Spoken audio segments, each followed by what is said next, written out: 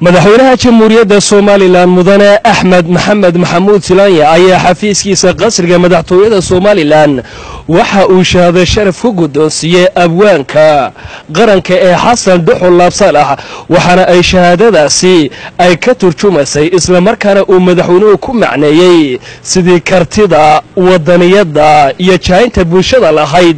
ee uga qayb qaatay muddadii uu madaxweyne Axmed Silaanya uu talada wadanka hogaaminayay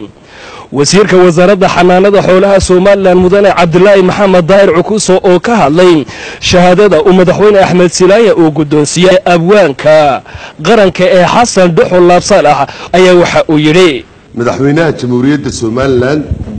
mudane Axmed Maxamed Maxamuud Silaanya waxa uu saaka xafiiskiisa ku qaabilay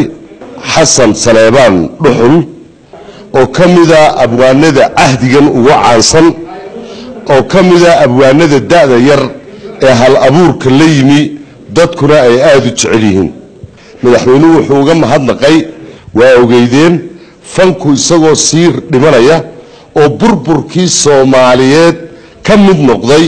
oo la waayay hal abuur dalka gudihiisa jooga oo wax cusub curiya ama suugaan cusub la yimaada ayay mar kale sida ay Soomaaliland geeska Afrika uga tahay cadceed soo baxday mar kale Hargeysa ka bilaabmay fanki markii kooxda xidigaa geesku ay timi maantana waxa jira kooxo badan oo fanka ah oo wasaaradda warfaafinta la shaqeeya madaxweynuhu isagoo sharafka u haya ayuu shahaadada ku maamusay Xasan Saleebaan Duxul oo kamida abwaanada da'da yar